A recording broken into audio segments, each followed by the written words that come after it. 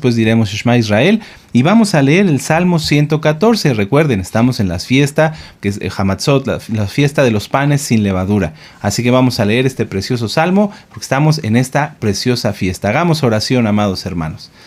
Padre eterno Yahweh, en el nombre de nuestro Adón Yahshua HaMashiach, te damos gracias, Abba Kadosh, por darnos el gozo, el privilegio de poder estar aquí para exaltar tu nombre, para adorarte, para bendecirte, para regocijarnos en esta fiesta de los panes sin levadura. Padre amado, Yahshua HaMashiach, queremos, Abba Kadosh, ser limpios, queremos ser como panes sin levadura.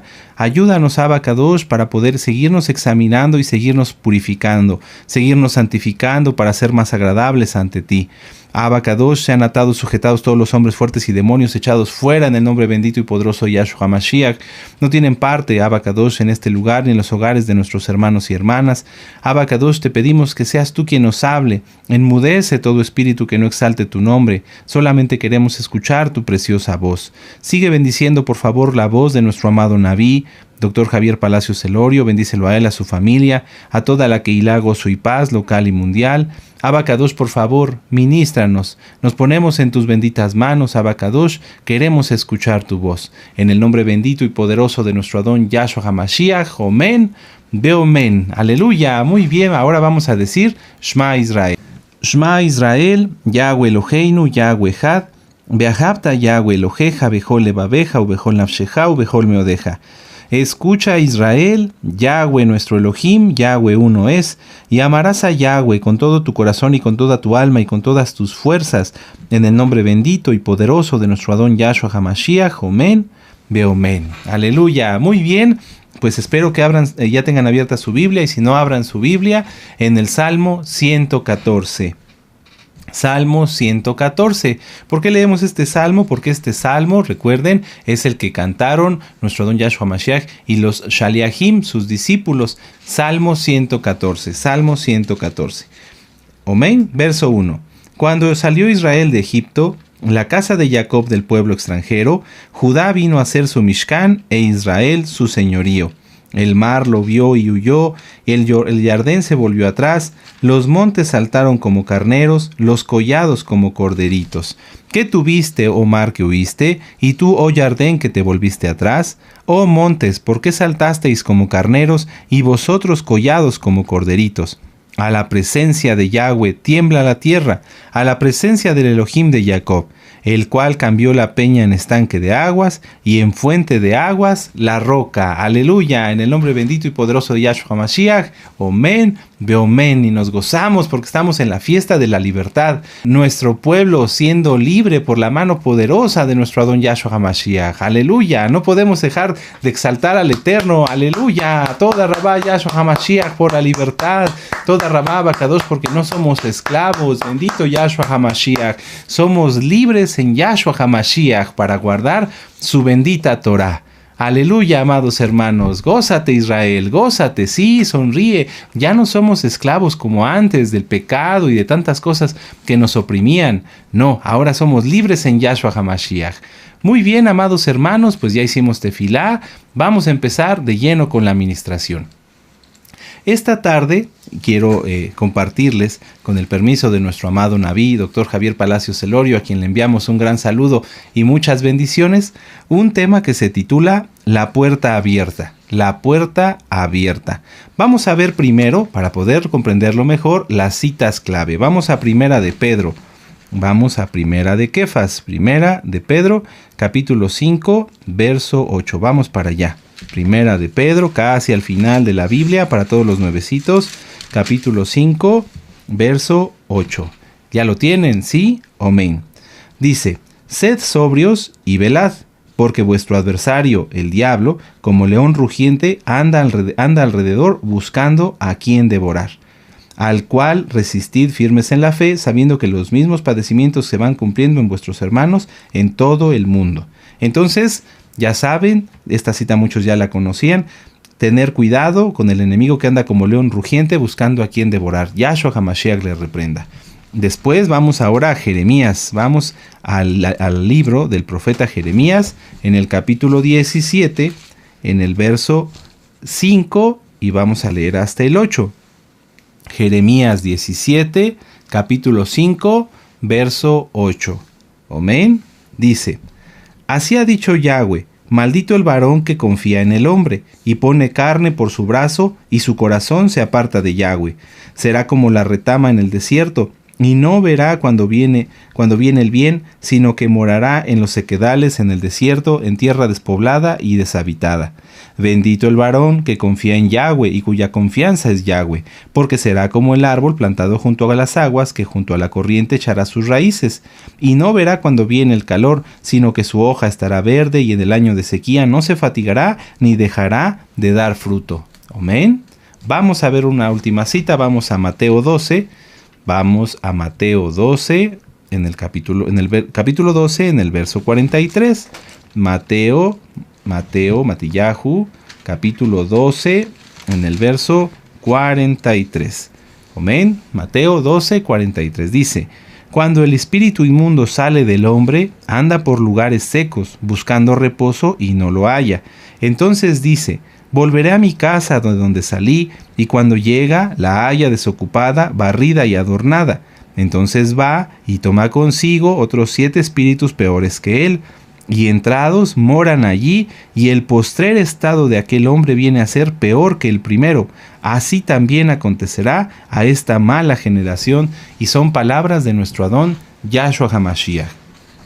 Hagamos un pequeño resumen de estas 3 citas, y quiero que esto, amados hermanos, por eso el Eterno puso en mi corazón darles primero las citas, porque este es el centro. Lo que vamos a ver es cómo se desarrollan estas citas, pero esto es lo más importante. ¿Amén? Sí, quédense con esto. Primera de Kefas, capítulo 5, verso 8.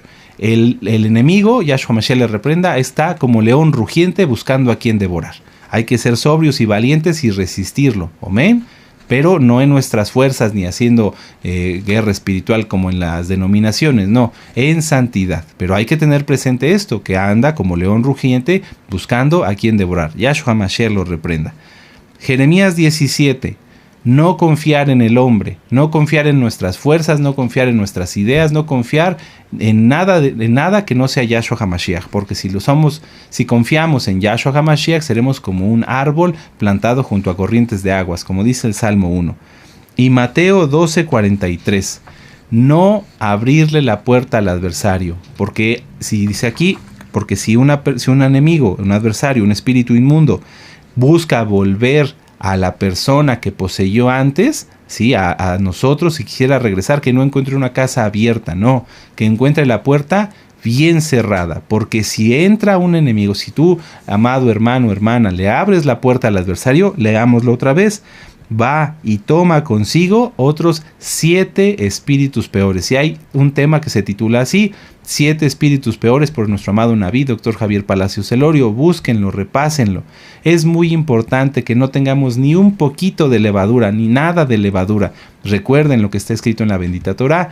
Un poco de levadura leuda toda la masa. Si alguien tiene un poquito de levadura, un poquito de orgullo, un poquito de ego escondido, lo va a leudar, y al final todo eso sale a la luz. Entonces nada de abrirle puertas al adversario. Esto es el punto central.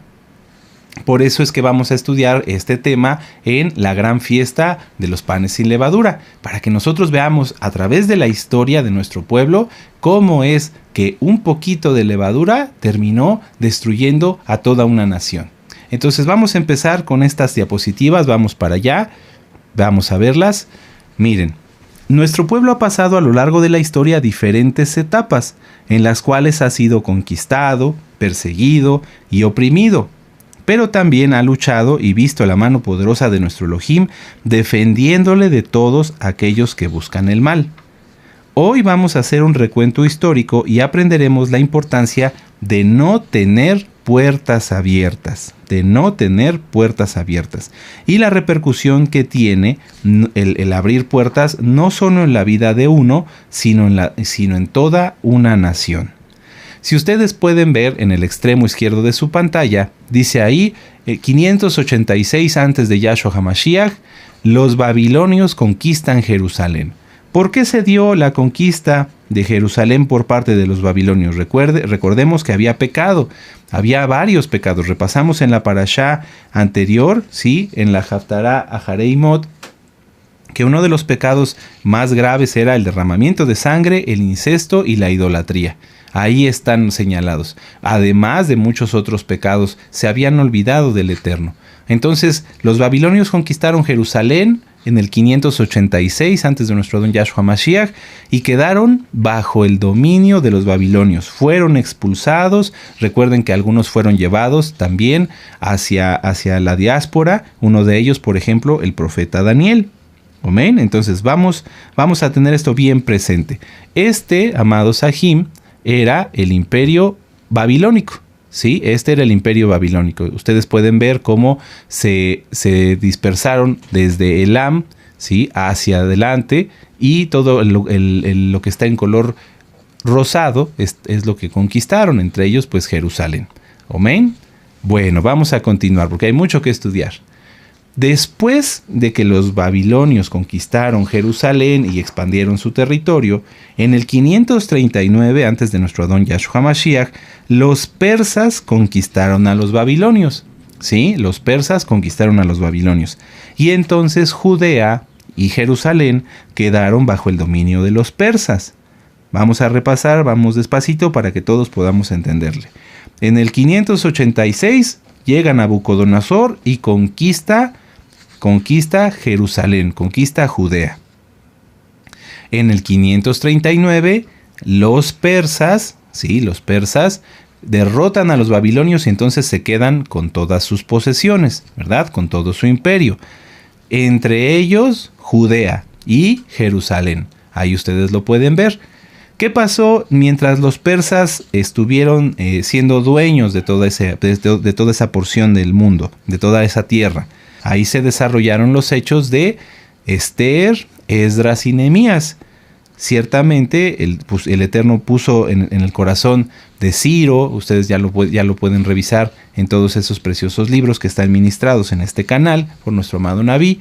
Ustedes pueden ver cómo hubo un acercamiento, hubo gracia del Eterno en los gobernantes para que se pudiera reconstruir por medio de Esdras y Nehemías tanto la ciudad, ¿sí? Las murallas, como el templo. ¿Sí? Esto es muy importante. Entonces, ¿por qué se dio esto, hermanos? ¿Por qué, siendo Judea y Jerusalén un territorio ocupado, por qué hubo ese milagro tan hermoso de la conservación de la vida del pueblo judío, de también la construcción del templo y de las murallas de Jerusalén? ¿Por qué? Porque Esdras y Nehemías y Esther eran temerosos de Yahweh. Mucha atención con esto, mucha atención con esto. Siendo aún Israel una nación ocupada, un territorio ocupado, el Eterno movió todo a favor de nuestro pueblo para que se pudiera restaurar las murallas de Jerusalén, el templo, y fueran preservadas la vida de los judíos. Esto es muy importante. Después vamos a ver aquí en la siguiente diapositiva, esto es lo que era el imperio persa. Vean que era un imperio más grande, mucho más grande. ¿Qué fue lo que pasó? Este imperio duró hasta el 490. Si podemos ver aquí en el extremo izquierdo de la pantalla, aquí está Grecia. Cuando los persas llegaron hasta la zona de Grecia, empezaron a tener batallas con el imperio griego, siendo que los griegos ganaron esas guerras. Las guerras persas contra los griegos se dieron desde el 490 hasta el 330 antes de nuestro Adón Yahshua HaMashiach. Hubo muchas guerras, no nos vamos a detener ahorita en ello. Hubo muchas guerras y al final los griegos vencieron a los persas. Vuelvo a repetir, los persas llegaron hasta la zona de Grecia, hubo varias batallas y los griegos vencieron. Amén. ¿Qué pasó entonces con Judea y Jerusalén? Al ser los persas derrotados, esa parte del imperio quedó ahora bajo el dominio de los griegos. Para los que les guste hacer sus anotaciones, era el imperio seleucida, ¿sí? Los griegos, lo vamos a decir como griegos para facilitarlo, pero eran los seleucidas. Muy bien. Ahora, Cuando Jerusalén quedó bajo el dominio griego, aquí podemos ver un mapa del Imperio griego hasta con Alejandro Magno, que fue el que desarrolló o conquistó más territorios. Veamos cómo se expandió, fue más grande que el Imperio babilónico, fue más grande que el Imperio persa, fue un imperio inmenso. Y ahí podemos ver cómo todo lo que es la parte de Judea, en la tierra de Israel, pues estaba conquistada por los griegos. ¿Qué pasó entonces, amados Sahim? Al llegar la cultura griega, que era una cultura que tenía mucho conocimiento, que tenía historia, pero que todo era paganismo. Recordemos, amados hermanos, ellos adoraban a Zeus, a Hera, etcétera, etcétera. Tenían prácticas muy abominables, muchas filosofías griegas como las de los estoicos y demás, los estoicos, por no mencionar otros. Hacían cosas muy terribles, hermanos, no vamos a entrar tampoco en eso. Cuando llegan a Israel se encuentran con un grupo grande, gracias al Eterno, de judíos, de habitantes de Judea, que guardaban la Torá. Y entonces empieza a haber al principio una convivencia.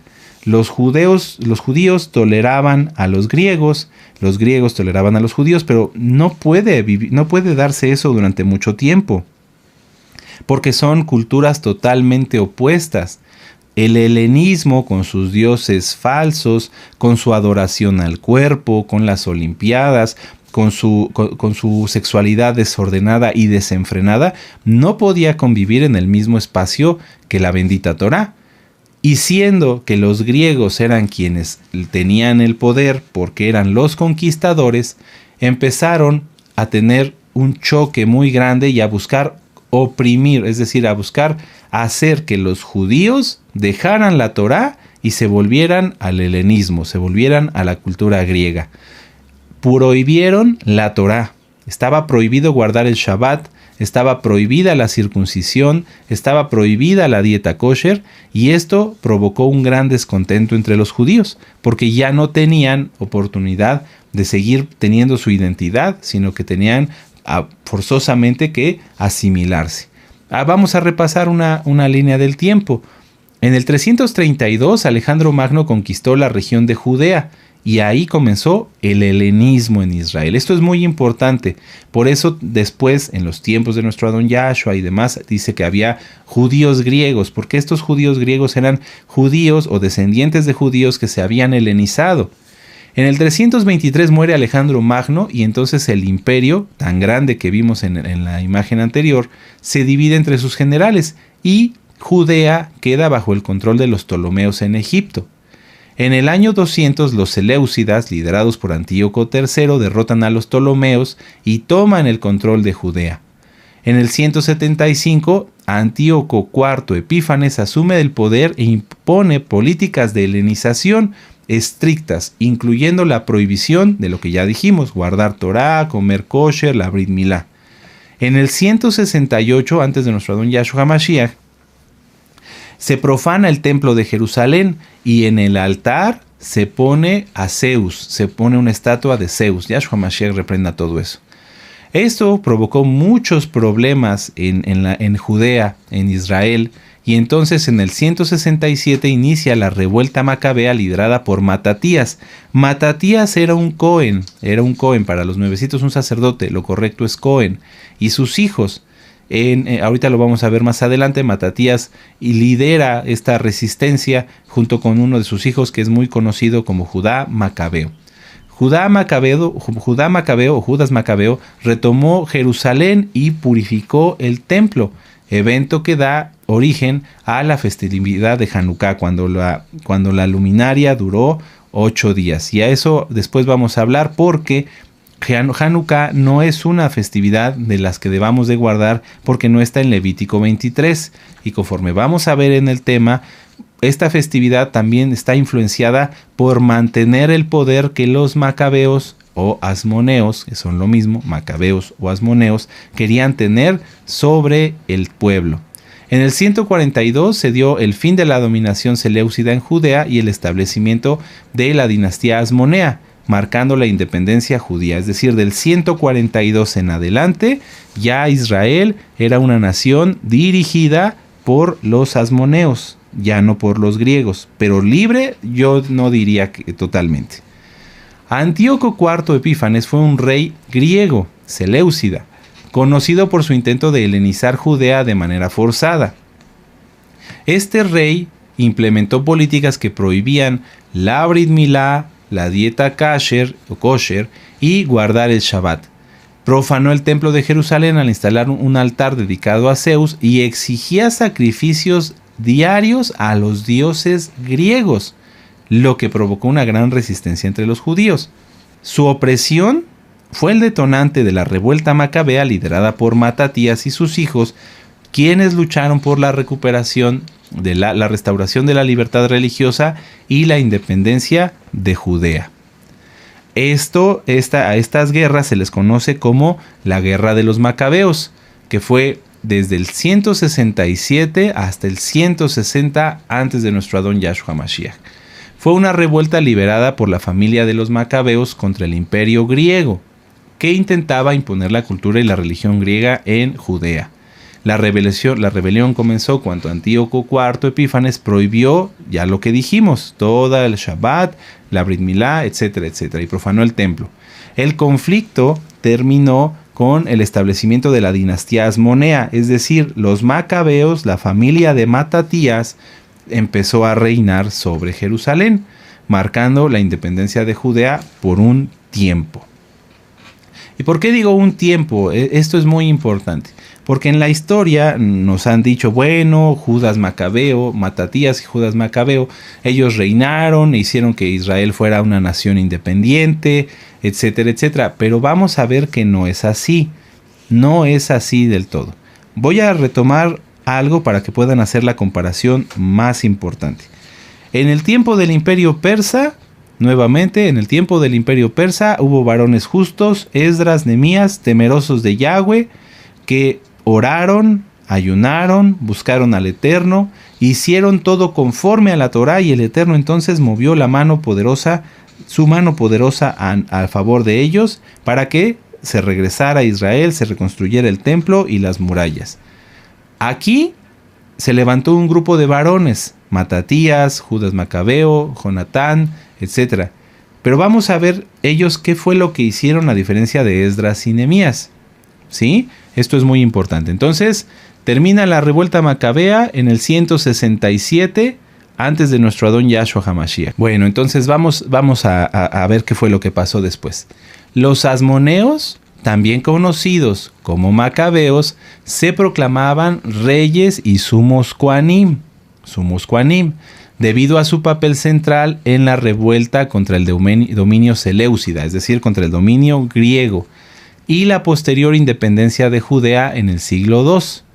Tras la exitosa revuelta liderada por Matatías y sus hijos, especialmente Judas Macabeo, recuerden ese nombre, Judas Macabeo, la familia asmonea consolidó tanto el poder político como el religioso. Entonces, después cuando llegan los macabeos, ellos pelean contra los griegos, hacen una serie de guerras que se le conoce como guerra de guerrillas, en donde empezaron a derrotar por diferentes batallas pequeñas en ciudades o batallas que no eran a campo abierto, derrotaron a los griegos y los fueron expulsando de la zona de Judea. Una vez que Matatías, él murió, él no llegó a terminar de ver la independencia, vamos a decirlo, la expulsión de los griegos. Cuando Judas Macabeo, uno de sus hijos, llega a consolidar la independencia de varias secciones, de varias zonas de Israel, de Judea, ellos dicen, bueno, ahora somos una nación libre nuevamente, vamos a purificar el templo, pero hacen un movimiento que no es conforme a la Torá. Judas Macabeo era de la descendencia de los Kohanim, él era un Cohen, sin embargo, no era, mucha atención, descendiente de Sadoc. Por lo tanto, no le correspondía el título de sumo Cohen. Mucha atención con eso. Número 2. Ellos no podían ser reyes. Judas Macabeo y Jonatán Macabeo, los Asmonaim, no podían ser reyes. No les correspondía porque el reino fue dado por nuestro Adón Yahshua Mashiach al rey David y su descendencia por sus generaciones. Ellos no debían de tomar ni el reinado ni ser el sumo Cohen, ni ser los sumos Kohanim. Esta dualidad de roles, es decir, ellos quisieron tanto ser reyes como ser Kohanim, sumo Cohen, por 3 razones. Una, legitimarse en el poder. Controlar el trono y el sumo sacerdocio, la suma Keuná, lo dejamos así para que sea más entendible, les permitía legitimar su autoridad ante el pueblo, combinando el liderazgo político con la autoridad religiosa. Número 2. El vacío de poder. Tras el debilitamiento de la dinastía davídica y la corrupción percibida en la línea sacerdotal anterior, los asmoneos llenaron ese vacío presentándose como defensores de la fe judía. Pero mucha atención con esto. Entonces, ellos no eran ni descendientes de David, no les tocaba. Número 2, no eran descendientes de Sadoc. Pero entonces tomaron ellos la decisión de legitimarse en el poder diciendo: no va a haber más dinastía davídica, no hay línea de Sadoc, ahora nosotros somos el rey y el Cohen. Esto es algo grave, esto es algo delicado. Número 3, la unificación nacional. Tener ambas funciones en una sola figura ayudaba a mantener la unidad de Judea frente a amenazas externas e internas. Estas eran las justificaciones que ellos daban para usurpar, es la verdad, el reino y la Keuná. Vuelvo a repetirlo, lo pongo en la parte inferior. No descendían de la línea davídica y su éxito militar y capacidad de liderazgo les permitió mantener esta doble autoridad durante varias generaciones, lo cual no era correcto. Vamos a la que sigue. Los Hasmonaim, los Hasmoneo, no eran descendientes de Sadoc, por lo que no podían tomar el título de sumo Cohen. Esto es muy importante. ¿Qué pasa cuando algo no se hace conforme a la Torá, amados Sahim? ¿Qué pasa cuando algo se hace, como en este caso, con ideas de hombre, con pensamientos propios? ¿Qué sucede? Les voy a dar un momento. ¿Qué creen que fue lo que pasó? ¿El Eterno bendijo y prosperó a los Hashmonaim? ¿O fue que ellos, por medio de prácticas políticas y de sus propias ideas, se mantuvieron a sí mismos en el reino? ¿Qué piensan? Les doy unos minutos. Bueno, vamos a ver la respuesta. 6 años después de haberse proclamado, entre comillas, una nación libre, rápidamente buscan hacer un pacto con Roma. En el 161 antes de nuestro Adón Yahshua HaMashiach, Judá Macabeo hace el primer pacto con Roma. ¿Y qué decía ese pacto? Vamos a verlo. El pacto entre los romanos y los judíos fue conocido como el Tratado Romano-Judío y fue un acuerdo que se dio alrededor del año 161 antes de nuestro Adón Yahshua HaMashiach. Fue el primer contrato registrado entre Judea y la antigua Roma. Este pacto fue promovido por Judá Macabeo, es decir, uno de los hijos de Matatías, uno de los principales líderes de la revuelta de los Macabeos. ¿En qué constaba? Punto número 1, los judíos apoyarían a los romanos en caso de guerra, mucha atención, sin esperar recompensa, de gratis. Número 2, los judíos no ayudarían a los enemigos de Roma. Número 3, si el enemigo atacaba a los judíos, Roma se comprometería a apoyarlos, entre comillas. Recuerden lo que los profetas le decían a los reyes de Israel: tú que te apoyas en esa caña cascada que es Egipto. Estaban haciendo lo mismo. Número 4. Si alguno de los dos pueblos quiere cambiar el pacto, ambos deben estar de acuerdo. Y vamos a ver que esto no se cumplió. Este pacto pudo haber disuadido a los griegos de tomar medidas extremas contra Judea, o al menos es lo que ellos pensaban. Judas Macabeo dijo: bueno, ya somos una nación libre, y lo dije bien entre comillas. ¿Por qué? Porque no eran libres, tenían miedo, no estaban seguros de poder mantener su independencia contra los griegos, siendo que el Eterno había actuado a su favor y les había mostrado que ellos podían ser una nación independiente venciendo a uno de los imperios más grandes del mundo en ese momento. Pero el miedo es ocasionado por el pecado. Judas Macabeo no debía de tomar el título de rey ni de sumo Cohen, no les correspondía. ¿Qué pasó entonces? Pues entonces tuvieron que hacer esta alianza y hacer un pacto en donde ellos se entregaban a Roma. Vean ustedes, todo lo dan los judíos y Roma nada más dice, bueno, tú comprométete a ayudarnos. Pero no da nada. Los judíos apoyarían a los romanos en caso de guerra, de gratis. Los judíos no ayudarían a los enemigos de Roma, y si el enemigo los atacaba, entonces sí que Roma los ayudara. Pero ¿qué compromiso real habría de ello? Ahora, ¿dónde se menciona esto? Esto se menciona en el primer libro de los Macabeos y en las antigüedades judías de Flavio Josefo. Esto, amados Sahim, fue algo grave, fue algo muy, muy importante, porque la dinastía de los Hashmonaim duró muchos años. Ustedes pueden ver que desde el 167 hasta el 63 son 100 años, poco más, poco menos de 100 años. Y durante ese tiempo tuvieron mucho contacto con Roma.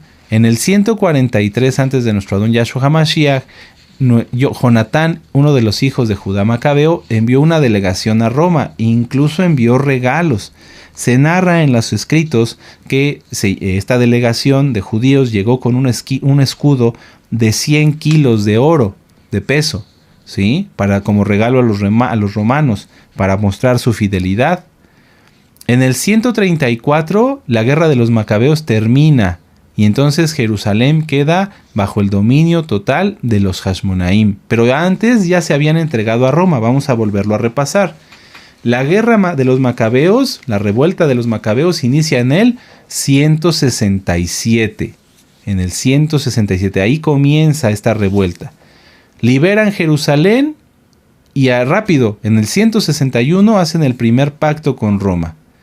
No obstante de este pacto, en el 143, 20 años después, mandan una delegación a Roma para darles regalos y demás, siendo que todavía ellos seguían luchando ellos solos, porque los romanos no enviaron un ejército para ayudarle a derrotar a los griegos, no.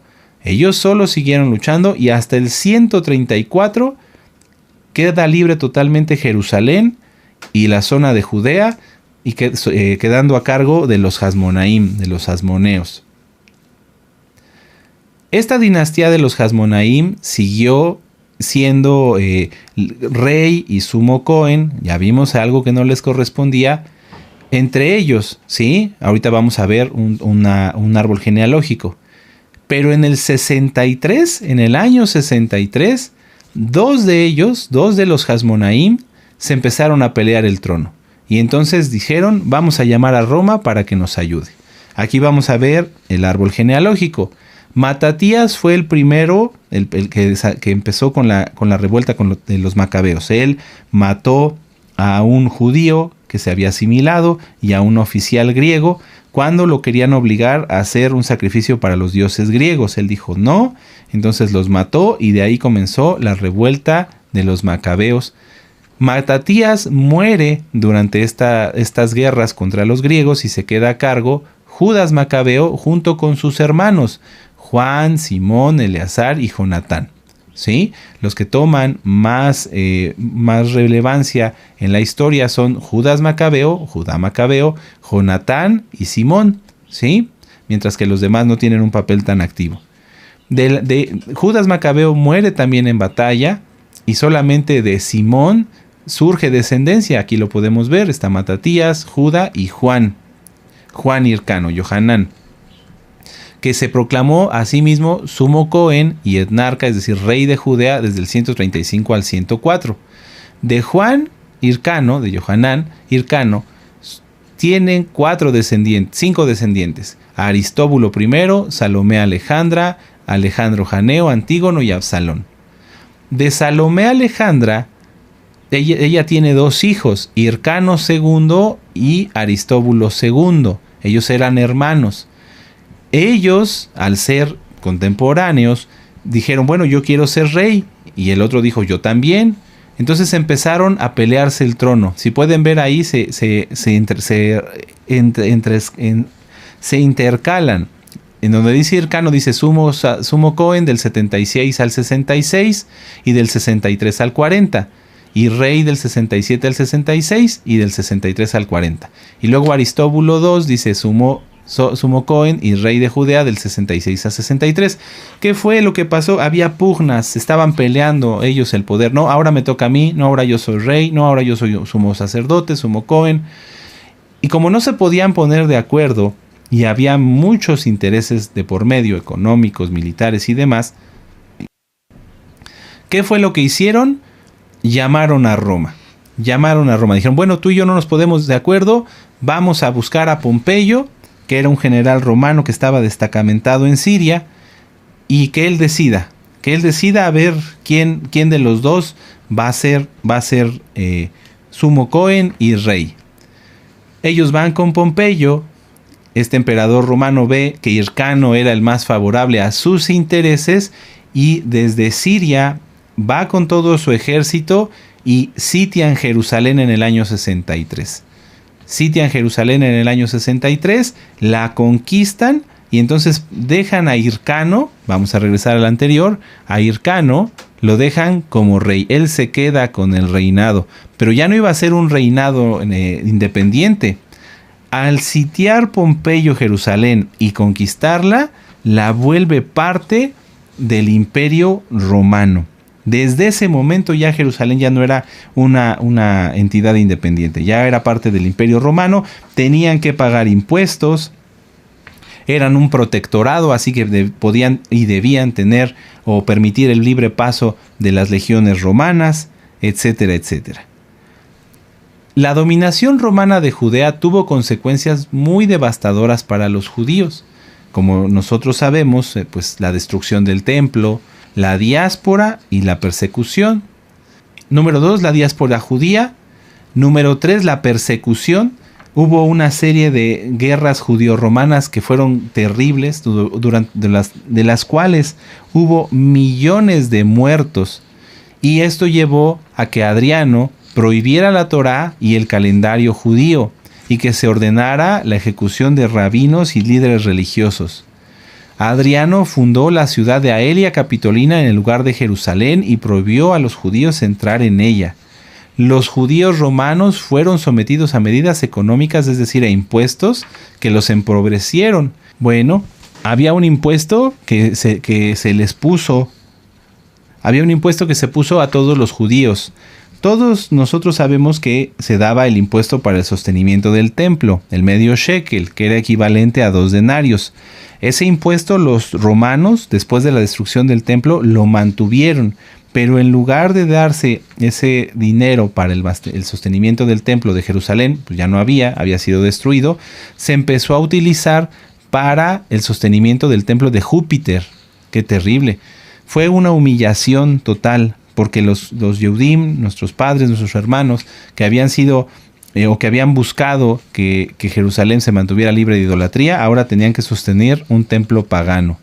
En Roma, por eso les decía que estos impuestos no nada más eran para los judíos que vivían en Jerusalén, sino también, o en Judea, sino también este impuesto se extendió a todos los judíos, inclusive que vivieran en Roma o en el Imperio Romano. En Roma había un procurador que se encargaba de solicitar a todos los judíos este impuesto. Solamente si un Yehudí se declaraba como que ya no guardaba Torá, como que se había apartado de los mandamientos, entonces ahí ya dejaba de pagarlo. No se detuvieron las revueltas en Judea, pese a la destrucción del templo, pese a este cobro excesivo de impuestos, pese a una opresión. Hubo varias revueltas que se conocen como las guerras judeo-romanas. Flavio Josefo narra acerca de ellas a través de su libro La Guerra de los Judíos. La última y la más terrible fue la revolución o la revuelta de Bar Kokhba. Hubo un rabino que es muy famoso entre la casa de Judá, que fue el rabino Akiva. Este rabino, él dijo que Simón Bar Kokhba, no me voy a detener en la profecía y todo lo que él dijo, era el Mesías y que él iba a liberar al pueblo de Israel a causa de los romanos. Entonces se comenzó con esta revuelta que ocurrió entre el año 132 y el año 135, a la cual se le conoció como la revuelta de Bar Kokhba. Ellos consideraban a Bar Kokhba el Mesías y esta fue la última rebelión, ya que Bar Kokhba fue derrotado, aunque logró mantener más o menos 3 años un imperio en Jerusalén, finalmente fue derrotado por los romanos. ¿Qué ocurrió después de esta revuelta? Que Jerusalén sería completamente destruida. Los judíos fueron expulsados. Tras la revuelta de Bar Kokhba, los romanos bajo el emperador Adriano tomaron medidas drásticas contra la población de Judea. La prohibición de la residencia. Todos los judíos no podían vivir en Jerusalén. Se creó la ciudad de Aelia Capitolina. En el sitio de Jerusalén se destruyó, toda la ciudad se destruyó y Adriano fundó una nueva ciudad romana llamada Aelia Capitolina. Toda esta ciudad estaba dedicada a los dioses romanos. Se construyeron templos dedicados a Júpiter Capitolino y otras deidades romanas. Y fue un símbolo de dominación. La creación de Aelia Capitolina fue un símbolo del poder romano y un intento de borrar la identidad judía en Jerusalén. Vamos a hacer un resumen, sé que ha sido mucha información, pero vamos a concentrarlo, vamos a ir repasando en una manera ya como una charla toda esta información y vamos a llegar a una conclusión. Primero, los babilonios conquistan Jerusalén, la dominan, después se integra al dominio persa, al imperio persa, en donde hay varones justos y temerosos de Yahshua HaMashiach, temerosos de Yahweh, que oran, que ayunan, y entonces el Eterno mueve el corazón de los reyes persas, de Ciro, etcétera, etcétera, para que se reconstruya Jerusalén. Ahí está una clave muy importante, ¿sí? Si a algunos se les fueron algunos detalles y dicen es que esto es mucha información, no se preocupen. Recordemos, Esdras y Nehemías, varones justos. Jerusalén estaba en un imperio, era parte del imperio persa. Entonces, ellos oran, los persas son tocados por el Eterno y se puede reconstruir Jerusalén. Después los griegos conquistan a los persas, los vencen, hay batallas y Jerusalén y toda Judea se vuelve ahora parte del imperio griego. Ya estaba la ciudad edificada, ya estaba el templo, había judíos que vivían en Judea, en Jerusalén, en Israel, para que se entienda más fácil. Y entonces los griegos, empiezan a buscar que los judíos se conviertan a sus creencias. Empiezan a querer que practiquen las olimpiadas, pero pues lógicamente la Torá y los griegos, la Torá y todo lo que son estas doctrinas falsas, pues no caben en el mismo lugar. Entonces empieza a haber choques. Llega Antíoco Epífanes, prohíbe la Torá, ¿cómo decirlo? Impurifica el templo, ¿sí? Lo profana, y se levanta un grupo de judíos. Vamos aquí ya con más calma. Un grupo de judíos, los asmoneos, y empiezan a luchar contra los griegos, logrando vencerlos con la ayuda del Eterno. Ahí sabemos que se dio el milagro de la multiplicación del aceite para la menorá, no para la januquilla, para la menorá. ¿Vamos bien hasta aquí? Los babilonios, luego los persas, ahora los griegos. Los asmoneos, los macabeos, derrotan a los griegos y se puede decir que Israel vuelve a ser libre. Estaba libre, ya, nada más estaban los asmoneos en el poder. ¿Qué debían hacer los asmoneos? ¿Qué debían hacer los hashmonaim? Decir, bueno, ya somos una nación libre, yo soy Cohen, pero no soy de la línea de Sadoc. Busquen, como lo hicieron Esdras y Nehemías, busquen descendientes de Sadoc para que se ocupen ellos del sumo Cohen, de ser el sumo Cohen. Número 2, ¿qué debían hacer Judas Macabeo y su descendencia? Bueno, nosotros no somos de la línea de David, no somos descendientes de David, que se busque entre el pueblo descendientes de David para que tomen el lugar que les corresponde. Pero no lo hicieron. Abrieron una puerta a través de su pecado de decir, no, yo tengo que ser el rey y el sumo Cohen.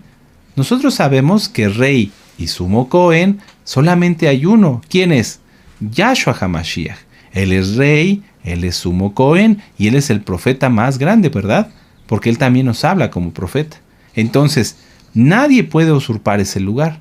Cuando se practica un pecado, cuando se toma un lugar que no corresponde, cuando se usurpa un lugar como este que es tan importante, ¿qué es lo que pasa? Se le abre la puerta al diablo, se le abre la puerta al enemigo. Debido a esta puerta abierta, entonces empieza a operar el miedo en Judas Macabeo y en todos sus hermanos. ¿Qué es lo que los lleva a hacer? A buscar una alianza con Roma, a confiar en el hombre. Si recuerdan las citas que vimos al inicio del tema, lo primero es: mira que el enemigo anda como león rugiente buscando a quien devorar. Es decir, no practiques el pecado, porque si lo practicas, el enemigo viene y te agarra. ¿Qué ocurrió? Eso. El enemigo tomó control de los líderes de la revuelta macabea. Ellos empezaron a tener miedo, dijeron: no vamos a poder contra los griegos. Si ya habían podido, habían tenido éxito en las batallas, ¿cuál era el problema para que esto siguiera? El miedo, el pecado, el tomar un lugar que no les correspondía. ¿Qué los lleva a hacer esto? A buscar apoyarse en el hombre. ¿Recuerdan la cita de Jeremías? A confiar en los romanos. ¿Quiénes eran los romanos? Eran el imperio más terrible, sanguinario, blasfemo que se puedan ustedes imaginar.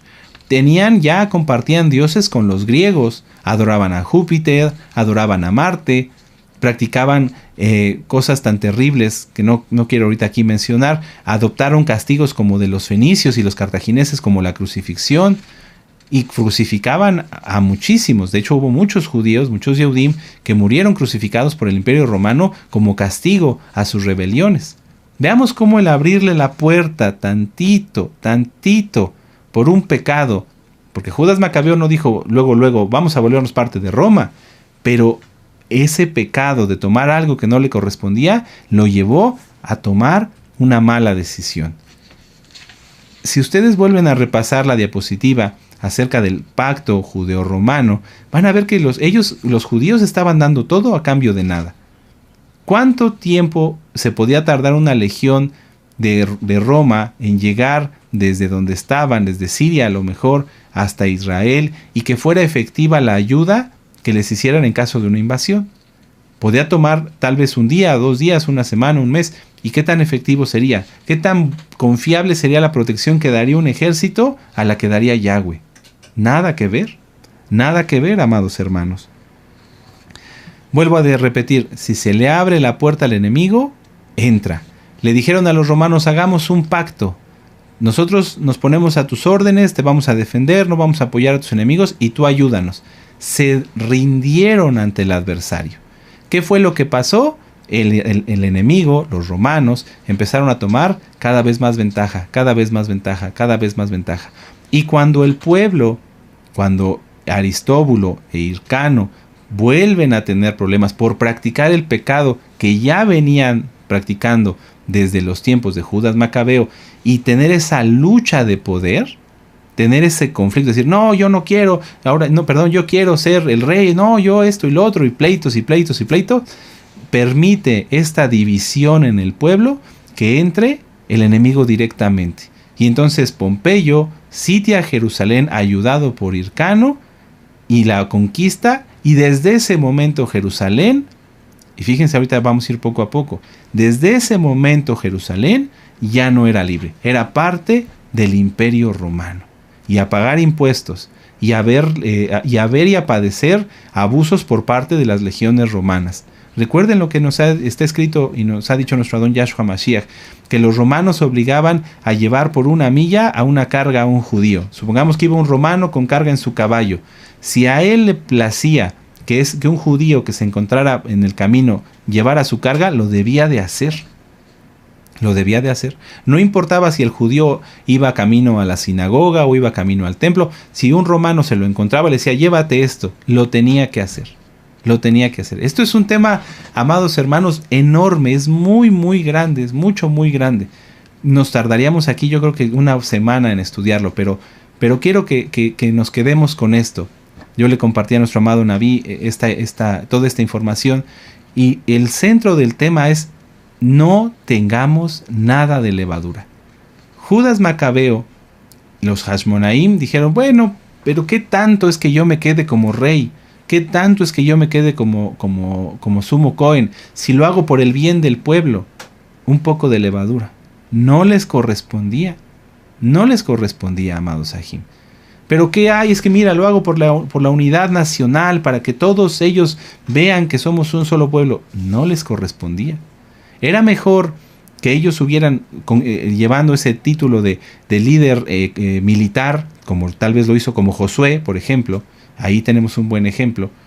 Que él se encargaba de las batallas militares, pero Kohanim, aparte, rey en ese momento no había. Pero ya para cuando los Hasmoneos tomaron el poder, cuando los Macabeos tomaron el poder, ya existía la dinastía de David, la descendencia de David, que se sabía quién era de la descendencia de David, por lo que hemos estudiado en el Brit Hadashah. Entonces, démonos cuenta, amados hermanos, un poco de levadura. Pero si yo hago esto justificadamente, no, hay que apegarnos bien a la bendita Torah. Después, Roma toma el control, ya Jerusalén es parte de ellos y entonces empiezan a extender su influencia y su dominación en toda Judea, hasta lo que vemos nosotros en el Brit Hadashah. Ellos empiezan a tomar el control del imperio, de la zona de Judea, de la zona de Samaria, toda esa parte hasta llegar a Egipto. ¿Y qué sucede? Los judíos, nuestro pueblo, quiere recuperar su libertad. ¿Por qué? Porque no pueden guardar la Torah libremente. Hay dioses romanos, hay templos a dioses romanos, tienen que pagar impuestos al César, etcétera, etcétera, etcétera. Ellos quieren recuperar su libertad, pero lejos de arrepentirse de su pecado, de reconocer que Yahshua es Mashiach, ellos ¿qué empiezan a hacer? A volver a repetir la historia. Ellos quieren repetir la historia. Dicen, no, busquemos un líder que nos libere. Y entonces surge, después de varias guerras judeo-romanas, les digo, esto es muchísimo, muy amplio, pero lo estoy resumiendo lo más que puedo. Ellos buscan a un Mesías. Dicen, necesitamos el Mesías. Bueno, ya vino. Yahshua ya había estado en la tierra, muerto y resucitado para liberarlos, pero ellos no lo quisieron tomar. ¿Qué dice? No, busquémonos un Mesías conforme a nuestras propias ideas. Busquemos un Mesías que sea un hombre, que sea un líder militar, que nos lleve a la victoria contra los romanos. Y entonces el rabino Akiva dice, Simón Bar Kokhba. Simón Bar Kokhba, él es el Mesías, síganlo a él.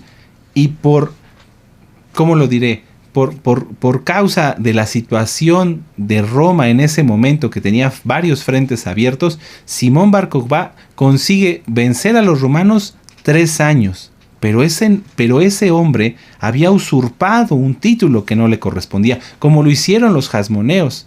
¿Qué sucedió?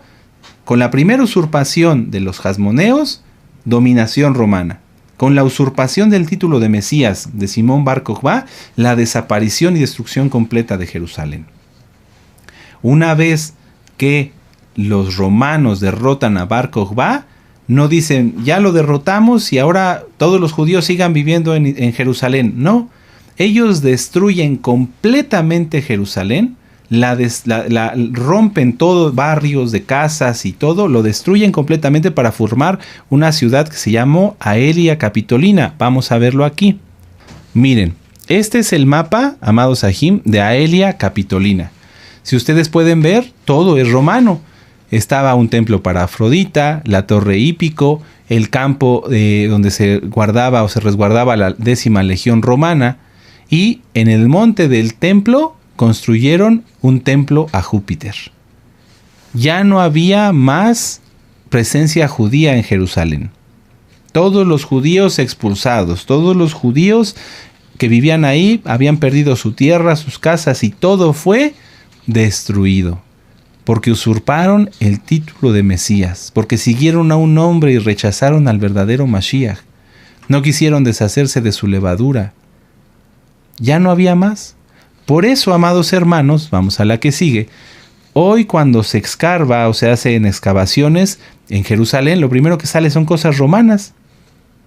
Ahí ustedes pueden ver en la parte de donde está el cótel, que no es parte del templo, abajo pasaba el cardo romano. El cardo romano es esta avenida que ustedes pueden ver aquí. Era una avenida que cruzaba de norte a sur Jerusalén.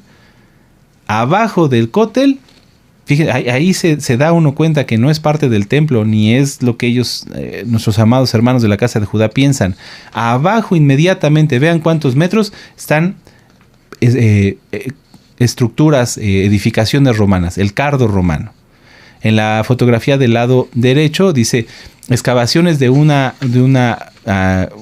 piscina en Betesda, que muestra las ruinas del templo de Serapio y Asclepio con una columna romana cerca de una iglesia cristiana. Entonces vean, Jerusalén, amados hermanos, y nosotros amamos y bendecimos a la casa de Judá y amamos y bendecimos a Jerusalén, es mayormente hoy una ciudad construida sobre los cimientos de una ciudad romana.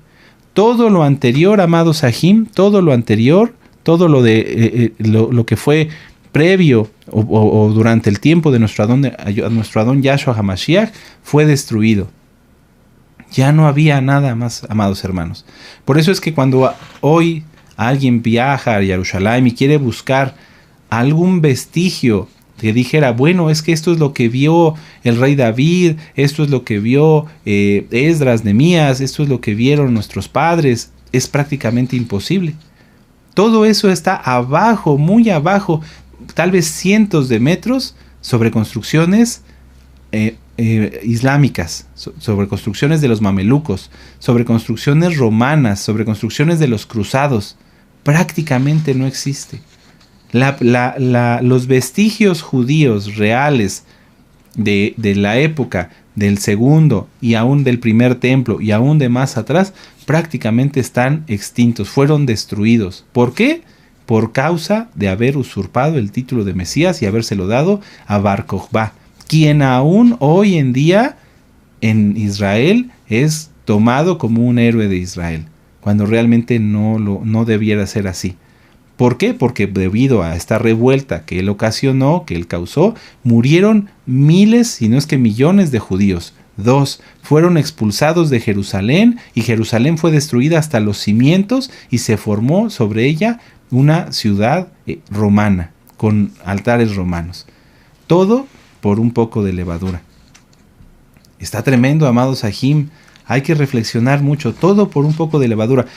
Tal vez, y no estoy especulando, Judá Macabeo, al hacer el pacto con los romanos, pensó que esto no iba a llegar a esto. Pero es que el diablo, Yahshua Mashiach le reprenda, no tiene medida. Él no se va a detener.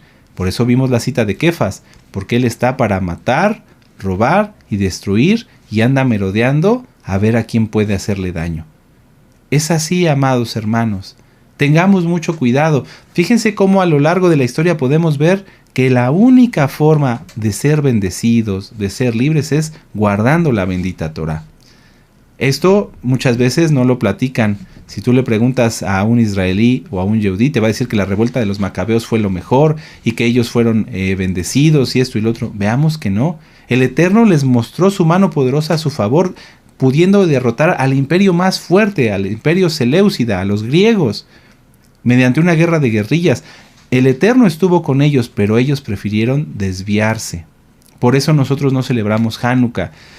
En otra oportunidad, primeramente el Eterno, podemos estudiar sobre la Hanukkilla. Hermanos, busquen, investiguen. No hay una Hanukkilla del tiempo de los macabeos. No existe. Todas las Hanukkillas fueron posteriores, porque son inventos rabínicos de la Cábala, porque le agregaron el Shamash, Yahshua Mashiach le reprenda, que es el nombre de un demonio, a la menorá para que tuviera 9 brazos. Entonces, amados hermanos, pensemos, estamos en la fiesta de los panes sin levadura. Viene Yahshua, estamos a las puertas.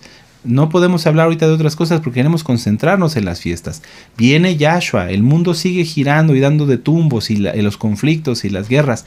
No sea que alguien por un poquito de levadura, por un poquito de pecado que piense, termine trayéndose destrucción a sí mismo y destrucción a los que le rodean, como aquí, ya lo vimos.